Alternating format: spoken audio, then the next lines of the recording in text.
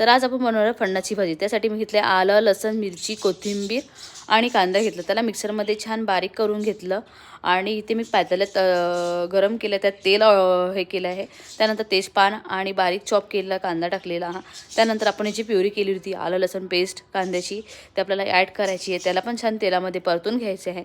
त्यानंतर आपल्याला याच्यात फणस ॲड करायचे आहे। फणसला पण छान तेलामध्ये परतून घ्यायचं आणि 2 मिनिटांसाठी त्याला झाकण ठेवायचं आहे की तेल सुटेपर्यंत। नंतर त्यामध्ये आपल्याला मसाले ॲड करायचे। मसाल्यामध्ये मी तिखट, मीठ मसाला, गरम मसाला, धनिया पावडर ॲड केलेला आहे आणि नंतर त्याला आणखी झाकून 2 मिनिटं आणखी परतून घ्यायचं आहे तेल सुटेपर्यंत। नंतर मी यामध्ये पाणी ॲड केलेलं आहे। जो आपण मसाला ग्राइंड केला होता त्यातच मी पाणी टाकलं, तोच पाणी टाकलेलं आहे आणि तेल सुटेपर्यंत आपल्याला भाजीला परतून घ्यायची आहे। तर कशी वाटली रेसिपी प्लीज नक्की कमेंटमध्ये कळवा। Bye bye.